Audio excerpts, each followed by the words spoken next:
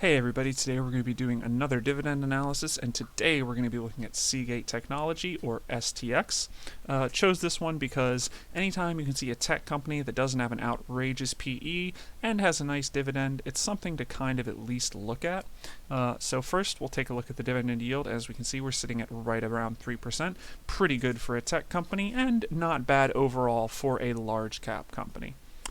Going back over our dividend history, we have quite a bit of history going back to 2003, where we can see we were getting 3 cents a share, up to this year where we're getting 67 cents a share. So a lot of growth there, hundreds of percent increases in the dividend. Now, as we can see, it was increasing generally a good bit over time.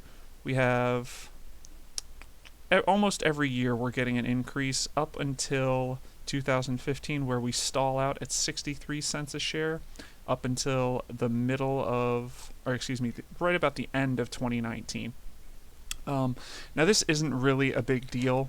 Seeing a dividend cut or a dividend suspension would be something to be very concerned about, but to see them stop increasing the dividend and then start increasing it again, they could have needed to preserve capital for some reason. They could have been making an acquisition of some kind and they needed the cash flow to do that instead. So this isn't really a big concern. We had increases, they stopped increasing but then started increasing again, and as we can see, they were even increasing during a very bad period, 2020 into 2021. So no big issues there. I wouldn't see that as anything to really worry about since the dividend started increasing again.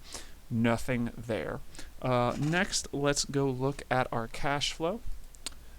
We can see our cash flow over the trailing 12 months was just over $1 billion. And our average over the last 5 years was 128. So we're down from our average, but let's see how that looks. Maybe there's a reason for that. Maybe there's some spikes or some crashes there that are skewing that average.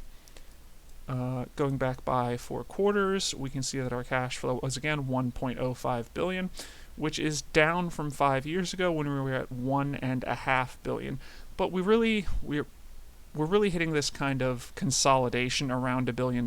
We can see that, in 2012 we were at 1.5.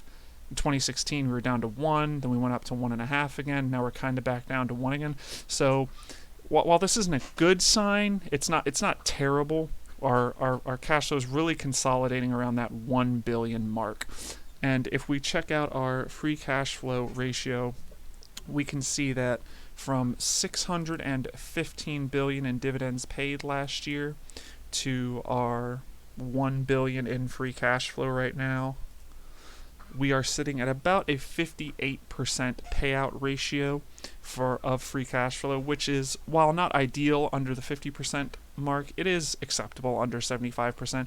If this was to sit at around 1 billion, and even if they increase the dividend by a penny or two a year over the next year or two, we'd still be well under that 75% ratio. And if their free cash flow does jump back up to that 1.5, we're going to fall well under that 50% ideal range. So there's no real issue here. It's something to keep an eye on. If this number drops below 1 billion, I'd start to get concerned. If it drops below 1 billion, then drops again, there might be an issue there. That might be something to address if you are holding this or thinking about holding it. Let's go over to our income, and we can see that in the last year, or excuse me, the last 4 quarters, they again did about 1 billion in income.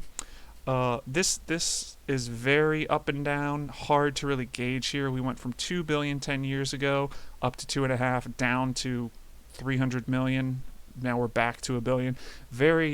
Very hard to really get a gauge on that, but if we check out our ratio, we're sitting at about 61% of our earnings are being paid out as dividends. Again, not ideal, but within the acceptable range. This would be something to look at. If our profit here drops down to where it was, in 2017, 2016, that could be a bit alarming. If it stabilizes here and just goes back up a little bit each year, you're going to be fine. But again, just like the cash flow, I'd be watching this number. If this number starts decreasing below 1 billion and keeps going down, it might be a threat to the dividend. You might see another no increases, which again, not terrible, but if you see any kind of cut, I would start to be very concerned. So how is STX making this money? How is this cash flow? How is this income coming in? Why is it this weird jagged up and down? STX makes hard drives. They essentially have a half monopoly on the market. They only have one real competitor, being Western Digital Corp. The two of them make essentially all of the hard drives in the United States and many the world over. So you're not going to see a lot of issues for losing market share there. It's going to be a supply and demand thing. It's how many hard drives are needed, how many are they providing, how much is Western Digital providing. That's really all you have to look at when you're looking at this company, where their money comes from. There's a few other very tiny things, but that's really about it. Just look at hard drive sales, look how many they're putting out, what are the prices, what is the demand. You're going to be able to gauge how their income and their cash flow is going to come simply from that. So, is this a choice for you if you're a dividend investor, an income investor? What are you looking for? This is one of those things where if you're looking for a tech stock that pays a dividend, this is going to be one of your better choices. Most tech stocks obviously aren't paying a ton in dividends. You have your Apples and Microsofts, where if you're getting 1%, you're doing great. Then you have things like IBM, where you're getting 5%, and that's really great. But there aren't many of those, and this is sitting right in the middle there. If you're looking for a tech stock with a dividend, maybe you're looking to hold it for some amount of time, this could be something to look for.